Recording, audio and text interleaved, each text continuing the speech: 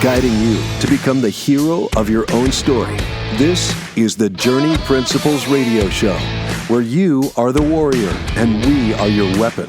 Now, here are your hosts, Josh Bledsoe and Master Life Strategist, Stephen Scoggins.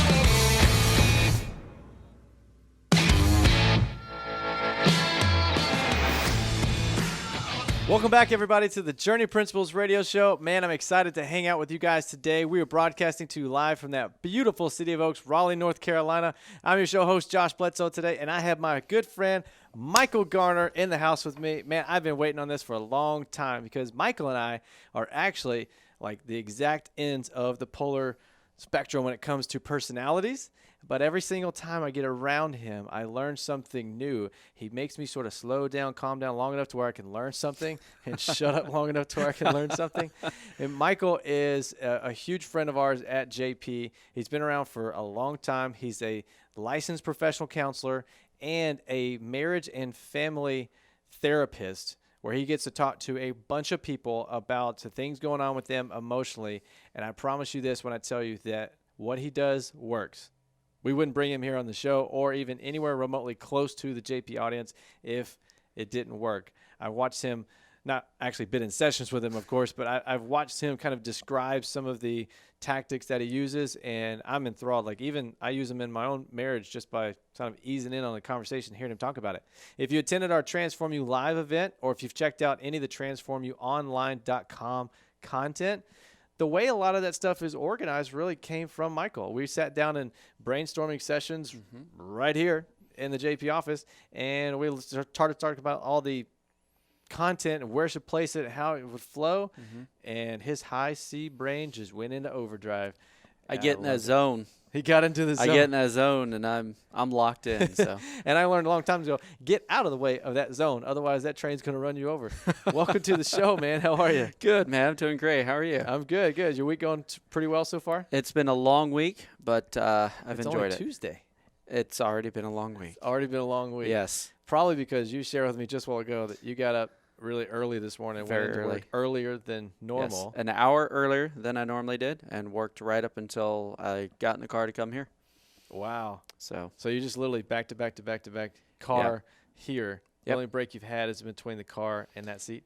Yes, basically. I've got a little bit of time for lunch, but not a whole lot, and even that's doing notes. But I do that because I want to work 4 days really hard. Yeah. But then I always get my 3-day weekend. It's amazing. I love it. 3-day weekend. Friday, Saturday, Sunday, baby. There's it's awesome. that cherished 3-day weekend Yes. you're going to hang on to. Oh, I will hang on to it dear life.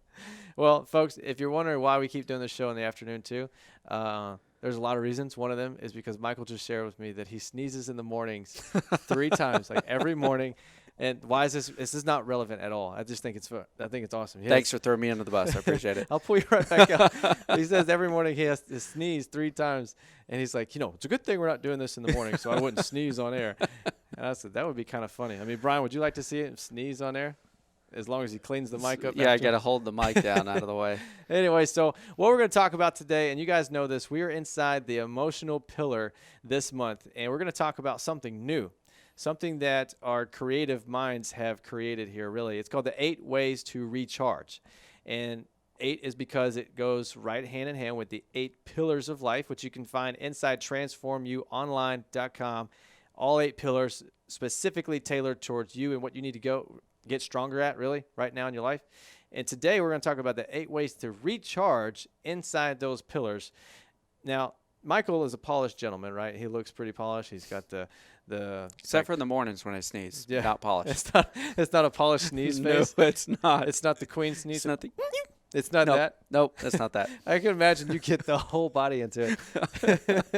I'm in the zone, You're in the zone. Yeah. But he's a psychologist, or excuse me, a counselor. He's a therapist, right? He may know a lot of information now and helps a lot of people get through some junk in life, but he was going through some junk in life at one point that kind of led you down this path, right? Yeah. I mean, professionally, this isn't something I've always thought and dreamed of. I wasn't a kid thinking one day I'd love to be a counselor. It was an interesting childhood. It was very interesting Sitting childhood. the kids on like the sidewalk, like, let's just sit Let here me and help talk you about out it. there, buddy. Oh, how's that make you feel? I'm so sorry about Let's that. talk about your scrape on your knee. No, definitely not. Actually, as far as the emotional awareness and stuff, I was never really good at that. My wife was always better at that than I was. Yeah. So if anybody was going to be a counselor, I always thought she would be it way before me. Because she's your counselor. She would be my counselor, yes. But she has taught me a lot about this whole piece, and obviously with the school piece. But I have to give props to her. She's the one who encouraged me to go to the school in the first place for this. Good for her. Yeah, but I mean, professionally, I wasn't sure what I was going to do there for a while. Personally, I wasn't sure what I was going to do for a while. Yeah. And what I love about this topic of the different ways to recharge is a few years ago, as I was finishing up my master's degree, I was in my final year of blood, sweat, and tears, writing the home stretch, big papers, all stuff. I could see the light at the end of the tunnel. Yeah. Very, very small, but I was almost there. And I had to do an internship site. Well, you know, when you're counseling with people, you can't do that at like 8, 9, 10 o'clock at night. Yeah, they might get upset. Yeah, it's normally in the day when people are up and stuff like that. Yeah. But the issue was I still had to work. Mm-hmm. The internship's not a paid place, so I'm doing this basically free of charge because I'm still trying to learn how to do this right, not screw people up. Yeah, yeah. And so anyway, I was transitioning from the church world into the counseling world because I was working as a youth pastor in a couple of different churches and whatnot. Mm-hmm. And so for a period of about 6 months, it was hard because I was getting up in the morning, probably 1:30 in the morning, going off to UPS because I had to work sometime. Mm-hmm. So that was the best time to work and everyone else was asleep. I was working from probably getting there about 2 o'clock, working to about 8:30. Okay. Get As this. everyone is waking up. Yes. By then I'm done with work. Yeah. That part of work. And I got a membership to a gym, not because I was going to work out, I was going to get all buffed, but I got a membership to a gym to shower. What? Because Just to shower? shoveling boxes, you get all hot and sweaty. Yeah. And I already had my workout for the day. Yeah, But it was less time to go from where I was working at the UPS all the way home. Okay. So instead I got a membership to a gym, Okay. $10 a month. Yep. Went there, walked in, showered, got ready, presentable, because when I'm working with people, I can't be hot and sweaty wearing, UPS boots and all that stuff. That would be kind of an interesting counseling session. Yeah. Yeah, exactly. So I got the membership to the gym to shower. Uh-huh. I was on site at the location for the internship about 9 or so, at least that was my goal. Yeah. And working with clients, all kinds of clients, between like 9 to about 5-ish or so. And drive home. So kiss. wait, you would work 9 to 5, like a normal 9 to 5? Yes. What us normal human beings do, because you weren't normal human being back then, by the way. No, not at the time. I was a robot, 9 I to think. 5 normal. Mm-hmm. Okay, sorry. So Plus working the plus 2 working before that. Yeah, 2 to 8. So full time or mostly almost full time job. 30 hours. 30 hours, almost a full time job. Yep. Before people even woke up in the morning. Yeah. And then you'd worked a full time job. Yeah. Like everybody else. Yeah. So imagine how it was at 5:30, 6 o'clock. I'm walking home, and I Wow. give all my kids a quick little hug and kiss. You have kids going through this. Yeah, You're 4 kids. 4 kids. 4 kids now. I think at the time we had 3. But yeah, it was rough. Well, how old were the kids? Oh man, a couple of years back, so I could do the math. They were probably 11, counting backwards, 5 and 2, if I remember correctly. What? Yeah. I've got a 2-year-old at home. I don't have a 5, don't have 11. Telling you, my wife, amazing.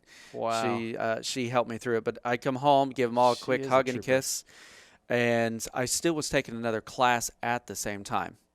And so somewhere in the midst of there, I was doing some reading. I'm not sure when. Maybe I read while I was sleeping. But I was Something in happened. bed by probably 7 o'clock Uh-huh. and start the clock over again. So sleeping about 5, 6 hours. So you talking about being exhausted. Yeah. I was emotionally exhausted. I was physically exhausted. I could see the Jeez. light at the end of the tunnel, but it was still too small to get too excited about it. Yeah. And trying to finish up school. So Yeah. I was feeling it. I bet. It was a rough 6 months to get Jeez. through that. I mean, 6 months, what do you think about 6 months? It's like, yeah, 6 months flies by. Not like that. No. Not when you're awake every hour of the day almost. Yeah. Holy cow. Yeah. Your wife is an amazing trooper. Yeah, she is. Let's give her a round of applause, everyone. That was fantastic. Thank you. Oh, my gosh. She put up with that. Your kids put up with Mm-hmm. that. You worked really hard because you saw something at the end of the tunnel. Yes. Dude, I admire that. I love hearing stories like that from people because, we may see the highlighted version on Facebook of someone's life or the polished version they get to share wherever. The mask they put on. But, yeah, the mask. Yeah. But it's the stuff that they did for a season to get it, to get what they really wanted, dude. Man, hats off to you. Yeah. That's incredible. Thank you. So you were emotionally, physically, everything you could have been, all 8 pillars, just drained. Mm-hmm. Now let's talk about recharging. What did you do? Let's start with the relational one because that's one's really important, right? When you go home at 5, kids are still up. Oh, yeah. They're still wanting to see daddy. They hadn't seen him all day. Your wife is still up. She wants to hand the 2-year-old off. She's done. She's done. She's like, I'm out. And she wants to, hey, how was your day? She Yeah. wants to connect. She wants to have a marriage. What did you do to recharge for relational? Honestly, it was rough. I knew some of the stuff because I was going to school for counseling at the time. Yeah. So I kind of knew that I need to have a conversation with her just to say, all right, look, are we good? Are we all on the same page? Nice. For next 6 months, you're not going to see me a whole lot. Yeah. Maybe an hour or two at night, unless, of course, you want to get up and we can have coffee at 1 o'clock in the morning. But she wasn't keen on that idea. She's really sitting there smelling the Folgers at 1 a.m. No. And so, we had to make sure that we were on the same page, had the conversation beforehand, Nice. and we try to keep short accounts, understanding, all right, we're doing this because at the end, it's going to be better. I can get a real job. Not that UPS isn't a real job. Sorry, guys. But I can get a job that I actually loved, enjoyed, and work a normal 9 to 5-ish job. Yeah, normal. Okay, so you had the conversation with her. And what else did you do, or what else would you have done, knowing what you know now? Oh, man. Looking back, what I would have done different, probably would have taken a little bit better care of myself. Okay. Because I didn't. I loved my wife and my kids, and they were my top priority outside of school. Yep. And all the other time was basically spent at work. Okay. Doing work, internship, work, shoveling boxes, something. So did you have a strong support system and throughout that? Obviously, your wife. Yeah. My wife was the biggest She's in one. your corner. My parents, some friends at church in the Connect group. It was limited because I didn't see them a whole lot. Got it, yeah. You know, my Saturdays Yeah. were I want to sleep and do some homework That at makes some sense. point. Yeah. And Sundays was church, and football was a nice way to Yeah. escape They for a little while. zone out for a little bit. Yeah. So let's talk about folks that aren't superhuman like you were, and they don't work those crazy hours, but they're kind of struggling with their relational. Like something may have happened to them emotionally that has just drained their relations. Yeah. Right. On a scale of 1 to 10, they're like a 3 or 2 in the relational pillar. Yeah. So let's talk about recharging there, right? You mentioned getting on the same page. Yes. Right. Having a goal in front of you, having a goal with your spouse in front of you, keeping your eye on that. I love that. Yep. So we're going to keep that. What would you tell those folks? What are some things that they can do, like 2 or 3 things? Yeah. As far as working with the relationship side of things, people who are married or have family members and stuff, it's you are going to be at your best when you take care of you first. The strongest and healthiest relationships are when I am at my best. Yeah. When I'm the best husband I can be, the best father I can be, when I'm the best man I can be, when I'm taking care of me. Yeah. And my wife is doing the same thing, the relationship's going to automatically improve. So put your air mask on first before you put your buddy's air mask on. Yes. Kind of like yeah, that. absolutely. Yeah. And so what that looks for you, it's any one of these 8 themes that we're going to be talking about. But as far as relational, it's, you got to take care of yourself. Find some hobbies that you enjoy. Okay. With people. With people, without you enjoy. people. Don't do a hobby with someone you don't like. No. That'd be kind of no, weird. Probably not good.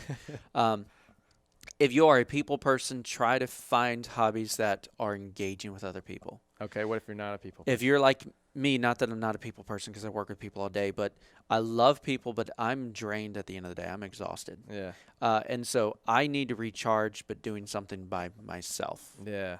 So it could be any number of ways. If you like to tinker and work in the garage, under the hood, watch some Netflix and zone out. Don't do it for too long because then your wife and your kids Just neglecting. Mommy, neglecting. Yeah. But it's okay to have some time for you personally to recharge with hobbies that you enjoy, Yeah. that fill you up Yeah. and help out. Okay, very Yep. cool. All right, so you mentioned you were also drained physically. You know, I also think about even in the normal work schedule, in the normal life, we can just be go, go, go so long that we don't really pay attention to. But, man, we are physically Yes. just flatlined. Yeah. You know, some people will get to the point where they will literally, like, fall out. Don't do that. Catch Yeah. yourself before that. You know, write some notes down about this. Yeah. But what would you tell people how to take care of themselves physically? That's important. Physical is very important.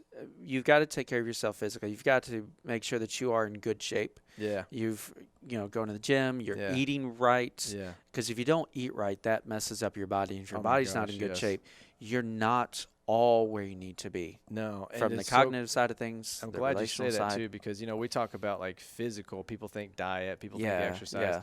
It's really not all that really. Mhm. You know, me being the gym guy, the exercise guy. It's something that's easier for me because I've been an athlete. It's not easier for everyone, right? Because they haven't been an athlete. But really, everything that we put into our bodies, eating wise, Yes. goes to one of several places that our body needs. What is one thing we're probably using the most right now besides our jaws? We're talking a lot. Our brains. We're thinking a lot. And this is like the command and control center. Yeah. So if we're chowing down on healthy foods, not vegan, like Brian went complete vegan.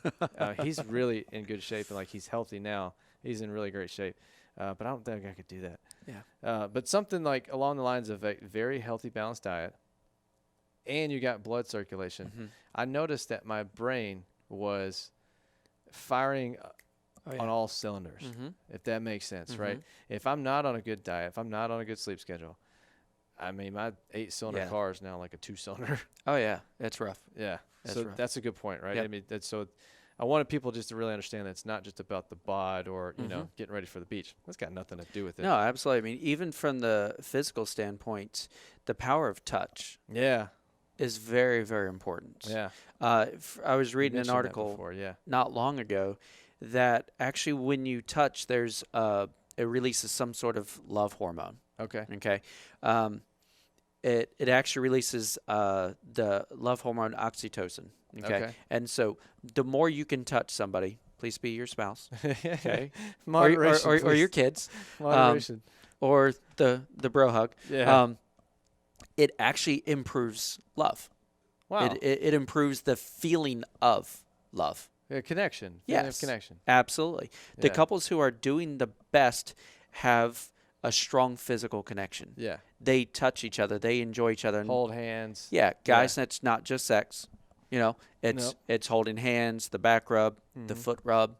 It's I don't know about that. We're going to have to find different ways. it's any of those. Ryan's good at that stuff. He helps Brittany out with that. I'm going to find different ways in that.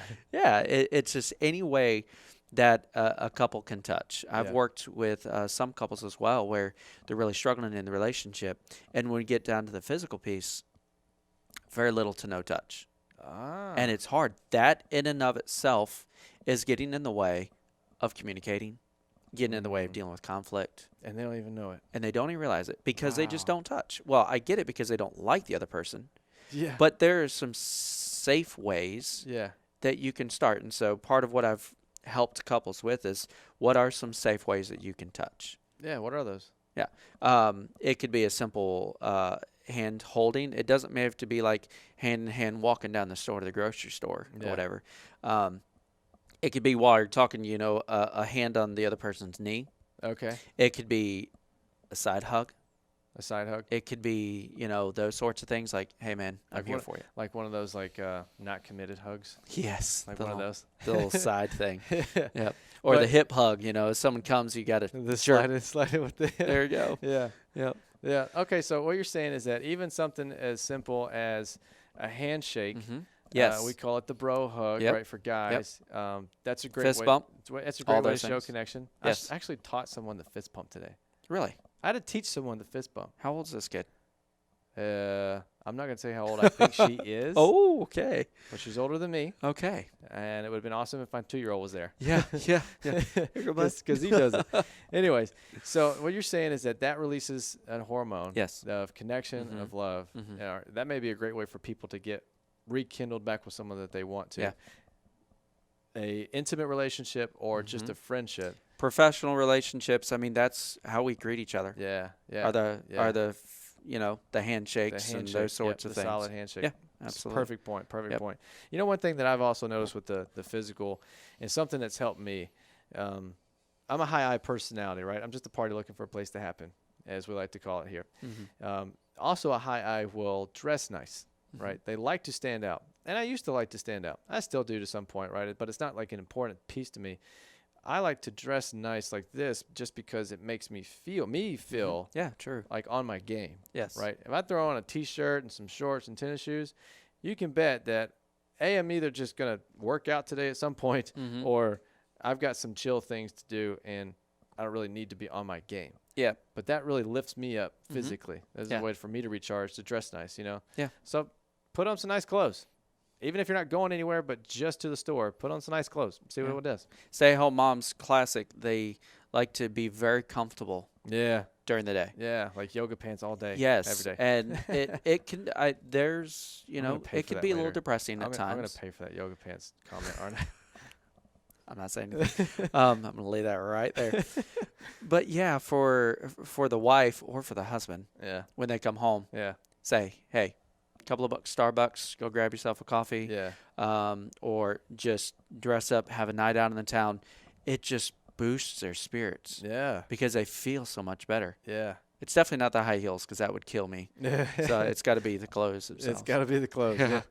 Don't want to twist the ankles. All right, so let's step out of the physical pillar into the professional pillar.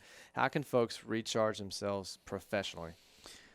Yeah, that's a rough one because a lot of people merge the two together between their professional world and their regular world. You know, when professionals come home, they're still on their phone, they're still making phone calls, they're still doing all this stuff. But what they're doing is they're neglecting their family. Yeah. And they're not able to recharge. Or they're even neglecting themselves if they're single. They are, absolutely. Yeah, right. And so the next day when they go back to work, they're not going to be as focused as they can because they're going to be exhausted. Yeah.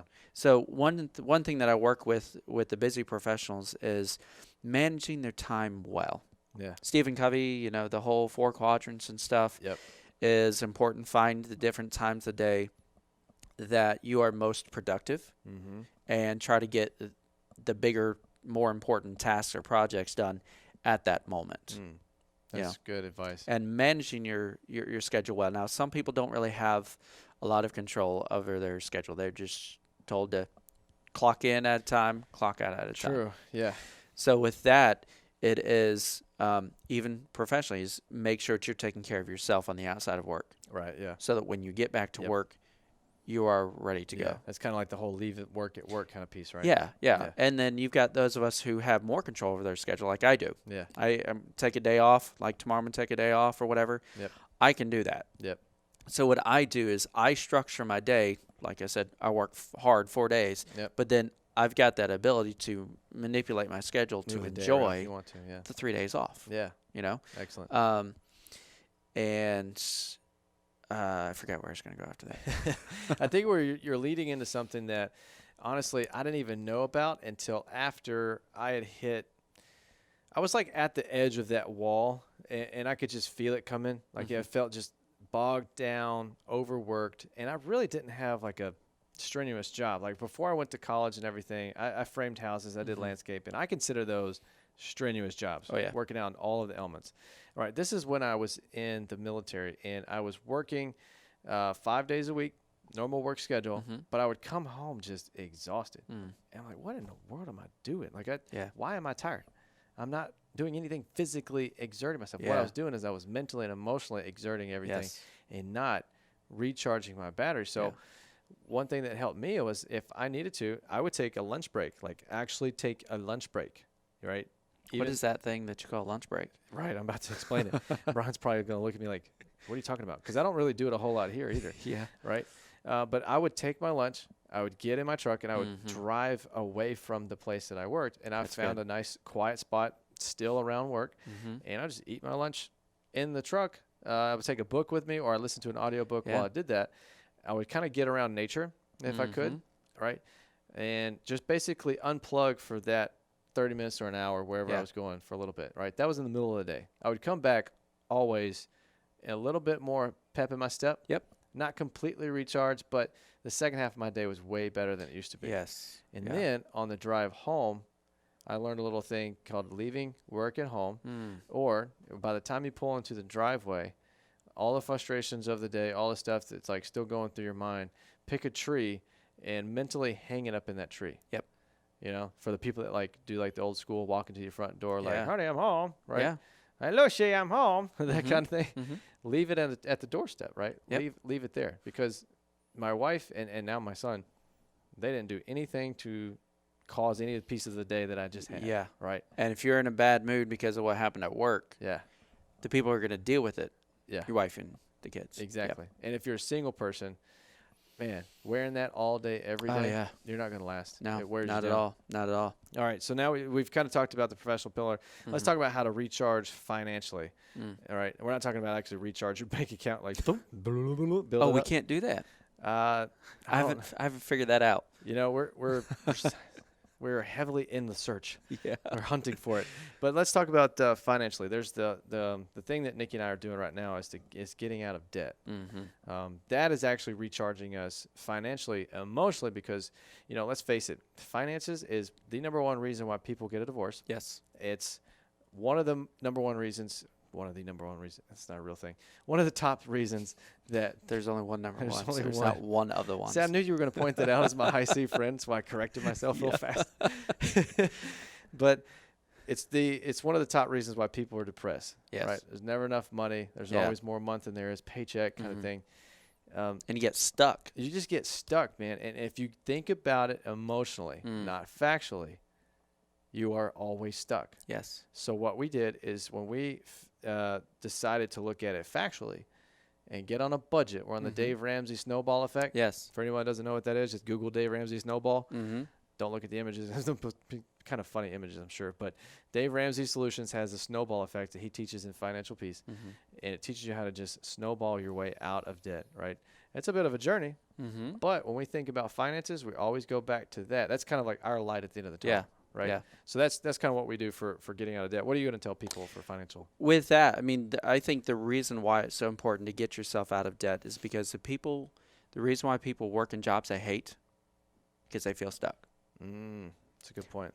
I hate my job, but I can't quit because I can't afford to quit. Yeah. It's kind of or people who are in a career that they no longer like, or that they thought they used to like, and there's something else on the horizon that they really like, or that they're interested in.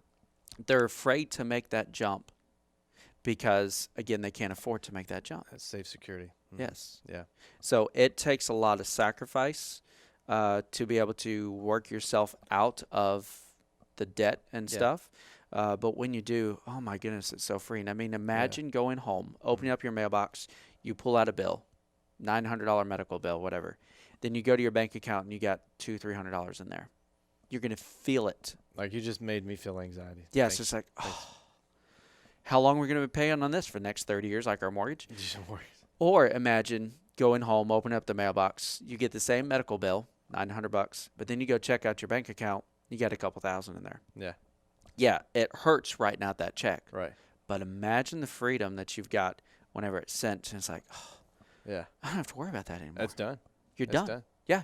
And that's why it's so key to make a budget, right? Because you can have those situations where if you're not budgeting, you can find yourself with only $200 left. Yes. If you are budgeting, you can find yourself with a little bit more money because you're spending wisely. Yes. Right? You're taking it more like incrementally, putting it into buckets. Yeah.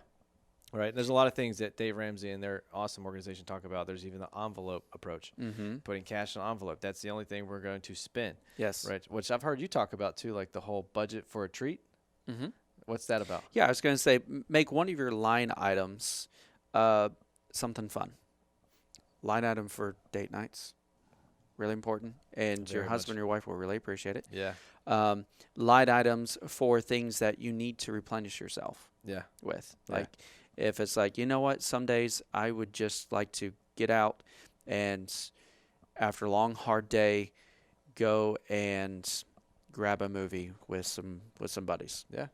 Get it in the budget. And now you kind of have given yourself permission Yeah. to do that. Yeah. But you're not up against the wall like, man, I really could use a movie right now, Yes. but I don't have any money to go do it. And you don't cause an argument with your wife because it's not in the budget. Yeah. It's not in the budget. Yeah. Well, yeah.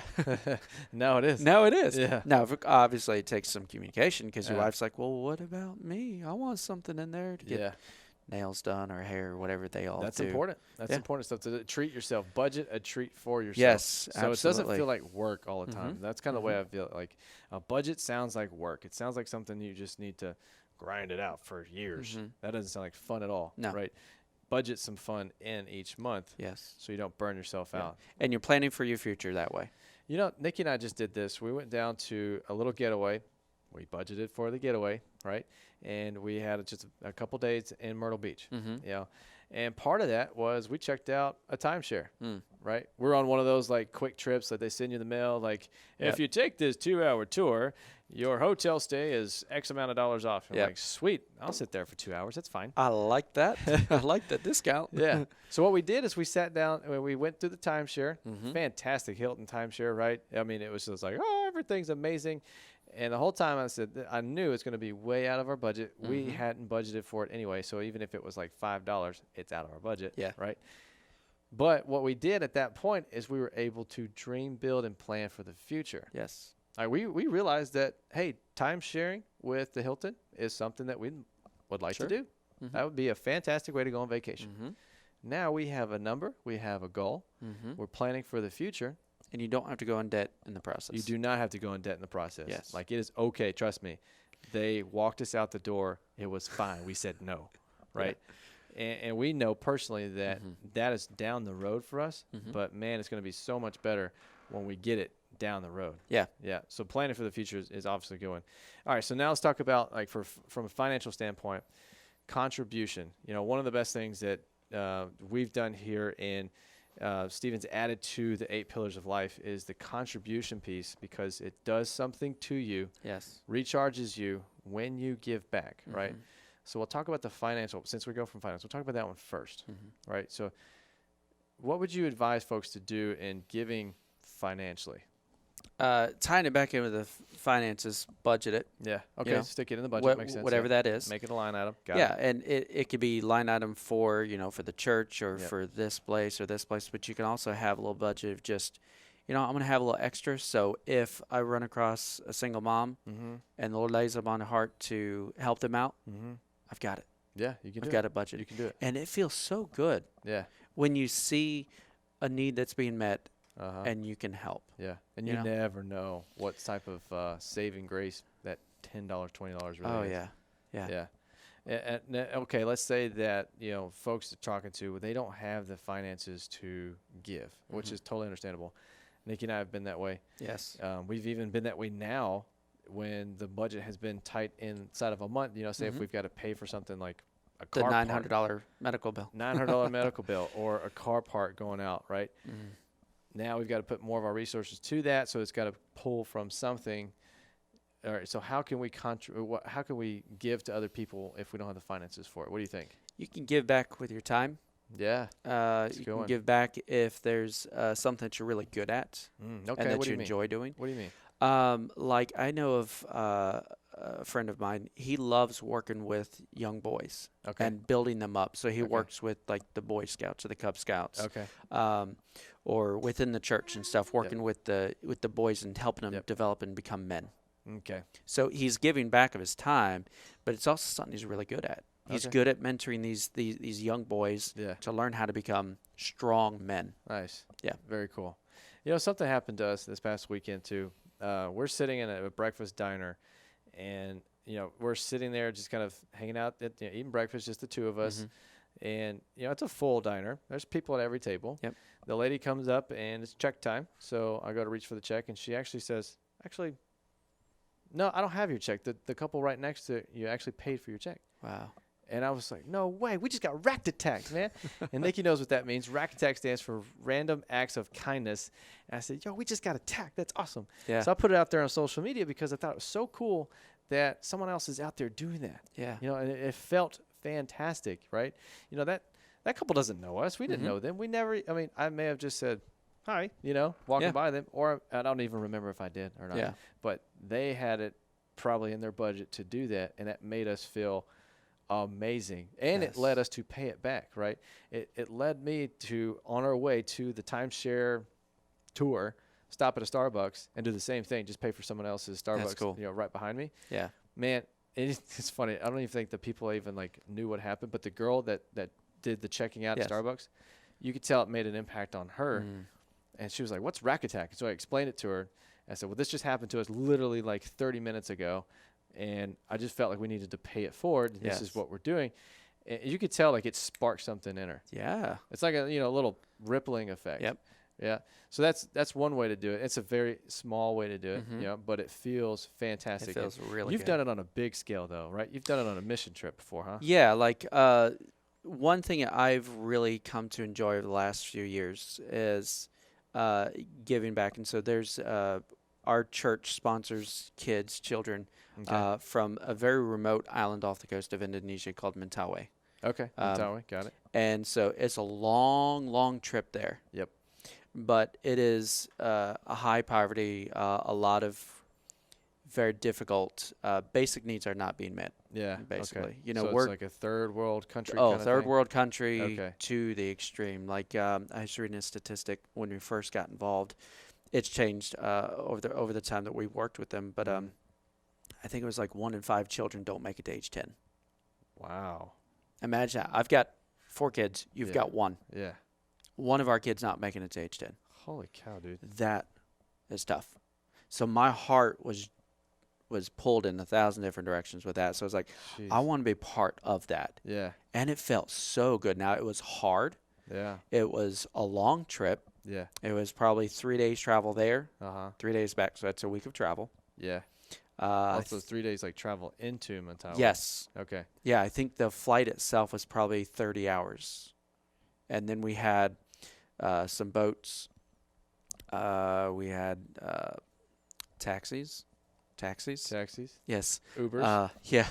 A couple of those things. But yeah, it was hard to get there. But the time there was just amazing. And to see the people's face. Now, of course, we don't speak the same language at all. Sure. But it was really cool because they see a white man Yeah. there. I mean, you're kind of fair skinned, so I don't think you didn't tan very fit well. in. No, not quite. Not at all. And so, so obviously we speak English. Yeah. And they're riding by. Everyone's riding by on their little mopeds. Yeah. And they go, "Hello, mister." Hello, mister. And I go, "Hello, mister." Back. I'm like, they probably don't even know what we just said. Yeah.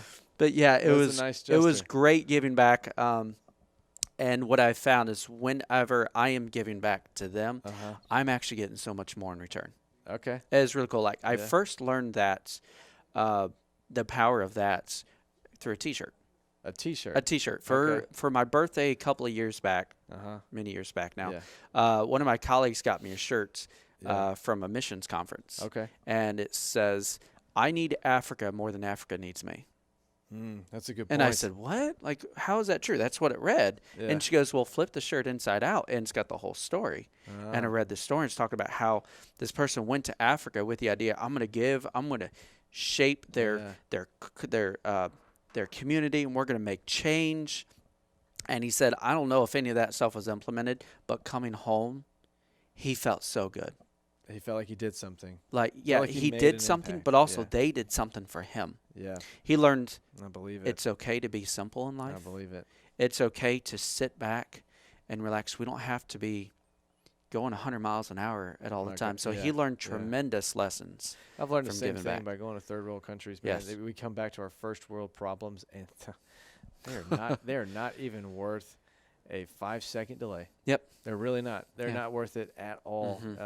I know exactly when you said that. I need Africa more than Africa needs me. Yeah. I knew exactly where you're going with that, because this guy, he gained so much because of just contributing back to people and giving back. Right? It's a basic human need. We want to feel important. Yes. We want to feel like we're making a difference. We want to feel like we're making an impact. It doesn't take all of our money to do that. We don't need to donate $10,000 to something to do that, right? If you can, obviously go do that. And if you want to do that, fantastic. Or help other people to go on those trips. Or That's how I was able to go. Exactly. Other people said, I love the mission that you're doing. Here's a check. I was like, thank you. Yeah. 'Cause I could use this. Yeah. All right. Yeah. So on that trip, you talked about this before. You said that you came across a pier, right? Yes. Like a pier in Mentawai. Yep. And Brian, do you got a picture of that pier you can pop up for us? And they're going to show the folks exactly what this looks like while you kind of describe the analogy behind it. Yeah. So at this place we're staying at, now remember it's a third world country. It was the weirdest feeling in the world because where we're at, we're right there in the water. Tropical, but you talking beautiful is amazing. Like I felt like I was in a 5-star resort looking into the water with the trees. Yep. Like this here. This one. But as soon as I turned around, third world country. Yep. Resort not there. Trash everywhere. Chickens running everywhere. Yeah. Rabid dogs everywhere. Uh-huh. You know, kids with no shoes and like one of 2 shirts that they own with holes and stuff in it. And so yeah, it was quite the contrast. But where we're staying, off the water there was a little pier. It's a little man-made pier. Okay. If you could see the image, it's basically made by sticks they found, you know, in the yard or whatever. Oh wow! Just picked them. Just sewn together the best that they could. Wow. It was really cool because I'd never seen a little homemade one. Yeah. And so these people would go up there and they'd kind of fish off a little bit. It wasn't that big or anything. Yeah. But I was a little nervous kind of stepping out there. Yeah. Because you talking rickety, it was. Yeah. You could see. It wasn't the safest thing in the world. So I'm kind of gingerly stepping out there. Yeah. And I think I actually sat at the end of the pier, you know, with my feet thing. Oh, but big very brave. careful. But if I would have fallen, it was like a foot into the water. So Oh, it wasn't okay. that big of a deal. Got it. Because it didn't go very far. Okay. But around it, I mean, you know, because you've got the ocean there and the waves are beating up on it, beating up. And so there's a lot of erosion because they don't know how to deal with erosion. That's true. And it was sad because that was one of my favorite memories, or at least the things that I could see. Really enjoyed the pier. It's just something neat about that pier. Yeah. And then we had a group that went back this past year, and because of the erosion, because of the waves and stuff crashing over it, the pier's gone.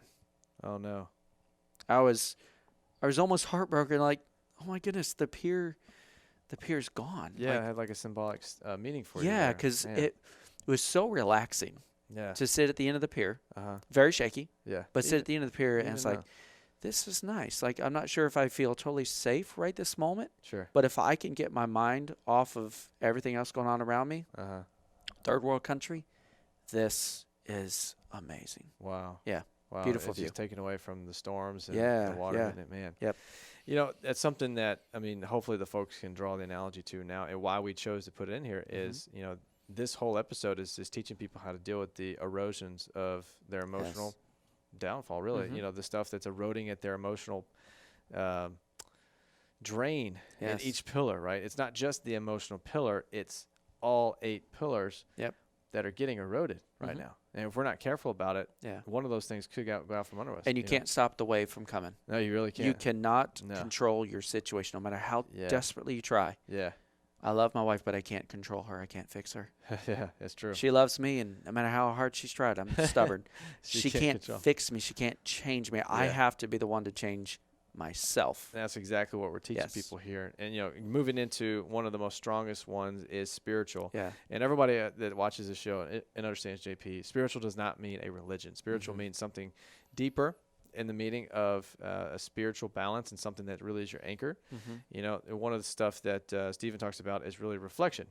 You know, self-awareness and reflection. If you can honestly reflect, you don't have to wait, you know, well, 5 years ago, you know, you can do it literally 5 minutes ago. Yeah. You know, this happened to me. 5 weeks ago, 5 days ago, this happened to me. Your reflection in a safe place is a great way to start and build that self-awareness. What are some stuff that you've discovered and you help your clients with spiritual replenishment? Yeah. As far as that, it's be quiet. Find some time in the busyness of life. Find a place where where you're kind of by yourself. And of course, as an introvert, I really enjoy that. I'm in my element. I'm not. I'll end up talking to myself. That's reflection. And you sit there and you can reflect, you can meditate on something that's uplifting, something that's building you up, or something that's positive, a goal, those sorts of things. Yeah, how am I doing on this? Yep. Yeah, and you do it in a quiet place where you don't have all these distractions. Yep. Please put the phone away and turn TV off. Yep.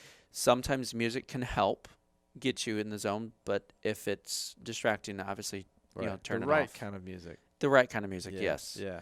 I love me some hip hop and stuff, but I have a hard time reflecting in that moment when the craze going on and stuff in the background. Brian, could you see him bumping out to Jay-Z on his way to JP today?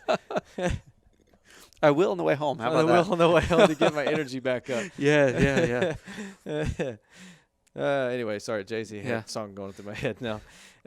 Yeah, absolutely. The right type of music, subliminal. We talk about subliminal influences inside Transform You Online. There's one of our lessons to talk about it. When I was going to the gym every single day of the week, that was kind of my escape. I was listening to the hard music to get me in the zone. But then I noticed I was really edgy. I was really anxious, and I always had a kind of a on the edge attitude. Yeah. I wouldn't say bad attitude. Majority of the time it was probably bad attitude. But, yeah. That's how everybody else said it. Right, yeah, exactly. Let's just be honest. That's how it was. But it wasn't until someone said, well, what kind of music are you listening to? It clicked for me. I really wasn't listening to the lyrics. Yeah. I was listening to the beats. I was in the zone like you were in your zone. But it was having a big effect on me, right? Yeah. And it was really kind of changing me spiritually. And I was starting to become unbalanced by the subliminal things that I was doing. Yes. The TV shows I was watching, the music I was listening to, even the conversations I was participating in. That stuff was draining me physically. And one of the things that I had to do right after that, instead of, I'm kind of guilty of this. Whenever I find that I'm doing something wrong, I get mad at myself. Yeah. I get mad at myself really quick. Like, you moron. And then I start that negative self-talk. And start calling myself names, right? Yeah. And what I really should have done is something that Dr. Newsom talked about on the last show was self-forgiveness. Yeah. Forgiveness is a big thing, right? And I've heard you talk about it too. Do you mind sharing with them some stuff you share with me about self-forgiveness? Yeah, I think with self-forgiveness is you can recognize what you did in maybe a situation that wasn't good. Yeah. Basically. Yeah, what was your fault? Yeah. Basically. But what I've actually found is people are so willing to take responsibility for what other people have done. Only take responsibility for what you've done. Well, that's good. If my wife and I get into an argument and I raised my voice and I called her some names and slammed the door, that's what I take ownership for. Sure. I stand up and I say, you know what? I'm sorry. I should not have raised my voice. Yeah. I said some very hurtful words. And I did not model for you and the kids the way I should have. Yeah, yeah. But do not take responsibility for someone else's actions. For what the other person does at that point. Yeah. If she goes off and does something goofy or crazy or whatever, I can't take responsibility for that. Yeah. She does. Right. And when both people can take responsibility for themselves, that's what creates the strongest of relationships. Sure. And as far as self-forgiveness is, once you can recognize what you've done. Yep. Then it's okay, I've got to allow myself to forgive myself and saying, okay, I had a rough day. Yeah. Not that you're giving excuses. No. But you're labeling, these are the things that caused me to be in a rough place. Yep. I know now what put me in a rough place, and I want to avoid it or know how to handle those situations differently next time. Nice. And just be okay because you're not perfect. Nobody is. That's okay. Yeah. Yeah. Yeah. I like that. I love that. Dr. Newsom talked about forgiveness in a way that it's not letting the other person off the hook. It's not letting yourself off the hook. It's basically recognizing that person may have done something to you that they can never repay that debt. There's no way that debt's ever going to be repaid, right? But I love how you kind of shaped it all around. You said that this is about you giving yourself grace and saying, I'm not perfect. I'm going to make mistakes. I had a rough day. I'm not going to do it again. This is what I learned from it. Yes. I love how you just kind of, you kind of like the bookends, really. Dr. Newsom and you were really like the bookends on this whole forgiveness piece, and I love that. You know, and if you talk about getting into arguments or even arguments with yourself, right, the self-forgiveness piece, that can be in a pretty emotional time. Oh, right? yeah. So that leads really well into the emotional pillar that we're talking about, emotional replenishment. Yes. See how I got those words out without tying them? You did. Practice makes perfect. But emotional, you know, one thing that I was with a group of people here in Raleigh, and fantastic group of folks, part of the Society for HR Management, the Triangle version. And one of the young ladies that works for them, she actually does what's called laughter yoga. Okay. Laughter yoga. It's new. It's Never not heard like of the it. downward dog position while laughing, although you should probably try that and put it on YouTube and then make other people laugh when you do that. Yeah. It's literally just exactly what happened, right? It's laughing on purpose. One thing she says is that if you're having a bad day or emotionally you're just kind of drained, make yourself laugh. Yeah. And it's like a obnoxious, not real laugh, and that's okay. And she said, watch what happens. Watch what happens to yourself. And if you're around other people, It's contagious. it is contagious. Yeah. Now, if you're laughing like a crazed clown that Like Brian, a hyena. like Brian likes to show me YouTube videos because I hate clowns, that's creepy. Don't do that. No. Actually pretend to laugh. And she even said that if you're like at an airport or something like that, you could just take the phone, act like you're talking on the phone, and just belly laugh that someone on the other end of the phone says something Makes it look like, hilarious. And it's contagious. It's exactly it. It's contagious. So she said emotionally, you know, you can replenish yourself just by fake laughing. But what else? What else would you might give someone that needs some emotional recharge? Oh, man. That, again, build in some distraction-free time. Okay. Like, for me personally, with the work I do and stuff, I'm Yeah. working with clients like this morning from 7 a.m., typically 8 or so, and sometimes I don't get home till 6:30, 7 o'clock. So I'm exhausted all day. Yeah. I'm hearing people's stuff and whatnot, and so it could be very, very draining, emotionally draining. And then to go home and to be emotionally present with my wife and my kids, that's hard. All of your kids. All four, yeah. Yeah. It's That not is like your hard. kids don't have any energy. No, it's so hard to do that, and so I have to make sure I am protecting myself. Yeah. That I on my drive home especially, I'm doing something that's uplifting. Yeah. Or sometimes I turn the darn radio off. Yeah. And I just drive in complete silence. Yeah. Of course, I'm an introvert as well, and people talking all day. I'm like, and then you get home, 4 kids, and it's like, no, there it goes again. Yeah. So those just ways of laughter. Yeah. Finding something that's uplifting. Obviously, you can use any of these other pillars that we were talking about. Yeah. Encouraging yourself. Yeah. You know, positive affirmation. Yeah, positive affirmation, Love it. self-affirmation, where you recognize something that you're actually good at. Yeah. Because a lot of us beat ourselves up over things. You know, I think more times than not, we all do that. Yeah. You know, it's not until you find some really, really wise person that's gone through a lot of emotional trauma. Yeah. Not even trauma, really, just kind of, they've just been drained in one of these areas so much, they're finally just fed up with it. Yeah. You know, and they learned positive affirmation somewhere. Yeah. Right? And we talk about it inside the school. Transform You Online. Man, that thing is littered with positive affirmation statements. And what are some statements that you would tell other people that they could use? I like to make them custom. So depend on the individual and what it is that they struggle with. It's so not a generic thing. I love my whiteboard. Okay, so in my office I got a whiteboard, and I help them identify what are some areas that you struggle with the most. Okay. I'm never good at relationships. Okay. I'm the one causing all the troubles. Mm. It's always my fault. Mm. And so once you're able to identify what those are, you replace that with a positive affirmation. Like the opposite of that? Yes. So like a yin and a yang approach. Yes. Okay. And so whatever it is that you're struggling with, not saying that you're going to turn it into your weakness is always going to be your strength, because yeah, sure, sometimes you can, but honestly, you may always struggle in that area. And sometimes we think our weaknesses are our weaknesses, but they're really not. Yeah. Yeah, they can actually not be a weakness. They could just be something that we're not aware that we're actually good at. Yeah. You know, or we have actually control over. So would you recommend someone at home, you know, not seeing a expert counselor such as yourself? Could they do that with their whiteboard?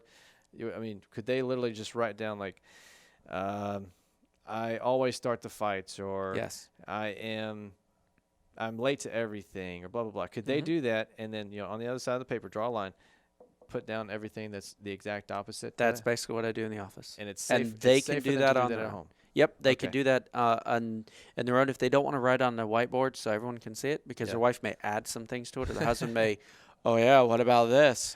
That would be self-defeating. That was white before I went to bed. Now it's like full of other colors and looks like some on the wall over there. Who did this?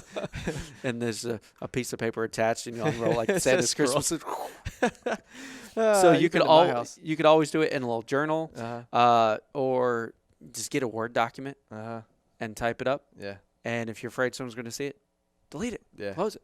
But I would honestly want them to just do the exact opposite right away. Yes. Like, don't let that negative self-talk, the untrue talk, sit there very long. Put that exact opposite over here. Put the truth over here, and then affirm yourself with that. Put it on your mirror. Put it on your refrigerator. Put it on your car steering wheel. Tape it right there. Put it at your desk if you don't mind people seeing like that affirmation. The point is the longer you keep it in front of you, and the more you say it, the more you tell yourself that, the more you believe it. Yeah. the more you believe it. And the thing is like, it's the truth, right? But we have to sometimes beat the truth into ourselves and into our friends here. Beat the truth into them. Thanks.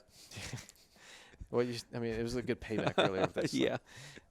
I mean, we have to do that to really kind of build ourselves up emotionally, right? I'm glad you shared that with us, because that's a really big thing, and people tend to not tell themselves good things. They tend to tell themselves lies, really. Let me give an example real quick. Let's say you've got someone struggling with, man, I'm just always angry.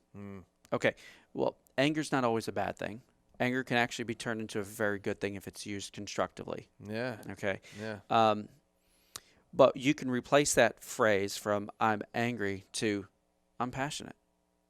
There are some things I'm really excited about, and that's a good thing. We need people out there, the eyes, who are very passionate about something, because they're going to go out there and they're going to get it done. Yeah. Now, obviously, you want to do it well. Sure. Yeah. Planned out. And don't have the angry behaviors following that. Yeah, yeah. Watch out for the anger being the fuel that takes you there. Yes.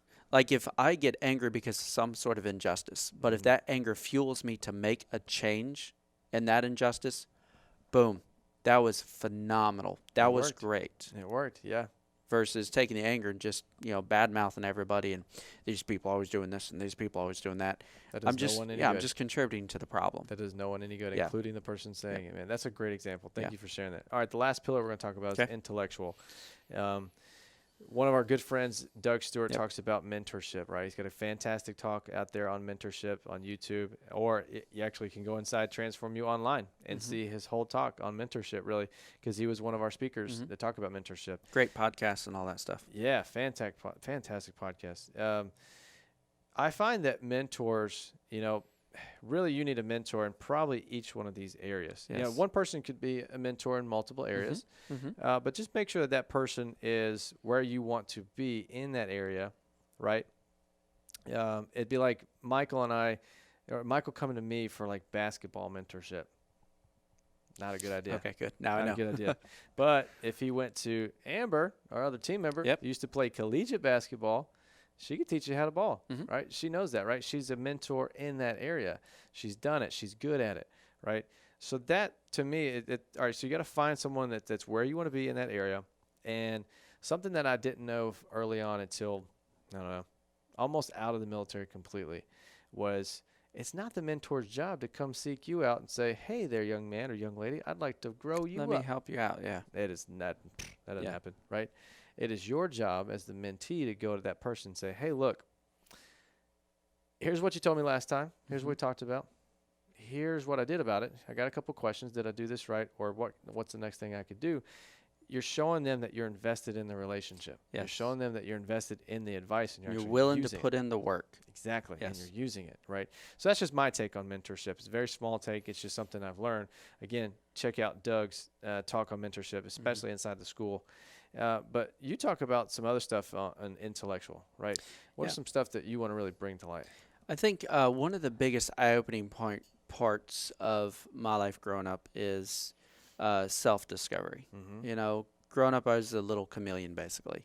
I was all things to all people. Oh man, that's hard to be. Yeah, it's very exhausting. It's impossible. But actually, a lot of teenagers struggle in this area because they don't know who they want to be, and so they identify with different groups. Yeah. And they sit in there for a little while, and they're like, okay, I kind of like that. Oh, I kind of like this. I remember and that. so become doing this. I remember and that phase. Yeah, I was a chameleon to the T, or C, because there's no T in chameleon. And so that actually carried over early into my professional world. Did it really? Yes, like even my first few real jobs and stuff, I would force myself to do things I was not very good at, that I wasn't comfortable in, and try to become who I thought other people wanted me to become. And my work would always suffer. Now, I still did great. I was giving it my everything, but I was exhausted at the end of the day because I was trying to be somebody I was not. But the problem is I didn't know who I was. Yeah. So it was a few years into it. I took a series of personality tests, the DISC profile, for example. Yep. And that was powerful because I understood, okay, this is who I am. This is who I was made to be. This is who I was made to be. These are my strengths. I was like, oh, I do have some things I'm good at. And these are some things I'm not very good at. Yeah. And I was easily able to recognize those. And I was like, that's why it's so hard for me to go hang out with people. Like, I enjoy people. I do. Yeah. I do. Yeah. But sometimes it's draining and exhausting. It's not But easy I for you. realized Yeah. I can do it really well Yeah. in shorter periods of time. Yeah. You know, Right. like an hour in a Like an counseling hour. session. Yeah, the counseling session. You know, Yeah. The time is done. Just time for me to recharge. see the secretary on the way out and schedule And I'm the next back. appointment. Yep. Yeah. And so learning who I was Yeah. gave me the freedom to my job from then on out. I was like, this is who I am. And here's the cool thing is working in teams. I knew who I was. Yeah. They knew who they were. Yeah. And we can complement each other. Yeah. Certain things you're going to do better, I want you to do those things. Yeah. Certain things I would do better, let me do those things. I love it. And at the end of the day, I felt good. Yeah. I felt like I'm contributing and I actually enjoy my job for the first time Actually in a long enjoy time. it. I'm having fun. Yeah. Nice. Yeah. That's so absolutely. good you brought that up. And folks, if you notice, there's kind of a couple of running themes we're talking about. Self-awareness, self-affirmation. We're talking about setting goals for yourself, right? Yeah. This is everything we're talking about here is entirely related to yourself, right? You know, you may be pretty strong in the physical realm and you don't need some replenishment there, but you may not be, right? Someone else out there may, be the opposite of that, whatever. What you just described there is exactly the realization and the discovery that people will have whenever they take the life plan or the grow mentality from Transform You Online. Really is when they go through that life plan process, they have the DISC profile that they're going to get. They know exactly what they're good at. They know exactly what they're not so good at. And that is okay. It is okay to not be good at something. Trust and me. to learn that and be okay with that. Be okay with it. Exactly. And stop forcing themselves to be somebody they're not. Exactly. So that's the whole purpose of our life plan inside the school. And that's the whole purpose of the school, really. That's a powerful tool right there. We don't really like to call it personal growth. We call it personal discovery because you're discovering exactly who you are, what you're made of, what your strengths are, what you should be doing, what you can do, right? And then we help you find things to go do that, right? We help you find ways to do that. And one of the things, honestly, folks, if you want, at the end of this, you can actually have all of this material in front of you to remind yourself of that, right? To kind of get you kick-started. And we're going to give it to you for free. Right? It's something that our creatives have kind of put out there. Brian, if you don't mind putting that up there for me, buddy. It is the 8 ways to recharge, right? This awesome graphic that our team has put together is really the consolidation of everything that Michael and I just talked about. Mostly Michael. I just made it like a funny commentary and kept things going. Teasing me on my sneezing. Teasing you on your sneezing. But if you want that, all you need to do is text the word replenish, REPLENISH, to 33444. That's going to ask you for your email. You just pop your email in there. Bam, it's going to send it to you in your email. You'll get that awesome PDF that we just showed you, as well as, this is pretty cool, they dissected each one of them by itself to be the wallpaper on your phone, on your computer, wherever you want it to put. If you want to blow it up, put it on your wall, that's fine. Make some wallpaper out of it. But you can put it up anywhere. And it really, you can sit there and hone in on, these are the things that I can focus on to recharge myself in my emotional pillar, in my professional pillar, in my So physical. it takes, each pillar has a couple of sub points underneath it. Yeah, at least 3 or 4. And that allows you to focus in and zero in. Okay, I'm going to really step up my relational game this week. Here's the thing. I cannot be good next week. Mm-hmm. I can be good tomorrow. Yeah. I can be good right now. Yep. Right? But for me to really think that I'm going to be stellar in all of these at the same time, yeah, that is way too much to bite off on, and you are headed for some depression. So you're headed for some times where you're just like really down and getting down on yourself. Like, I'm not good at this. I'm not good at this. But it's because think of it like peanut butter. You like peanut butter? I love peanut butter. My dog does. Your dog does. You spread it thin or you spread it thick, right? Everybody knows a good PB&J has got the thick peanut butter. Ain't that right, Brian? Uh-huh. I wish he had a microphone on. He's grinning ear to ear. That's that big, thick peanut butter, right? So what we want you to do is take the PDF, put that to the side for an overall review, and then the wallpaper you can get from the same email. All you got to do is text replenish to 33444, and this will get sent to you. And really just focus on it. Focus on one at a time. Michael, man, it's been fun. Very cool. We are like definitely out of time, but it's all good, man. It was jam packed because you're one of the smartest dudes out there.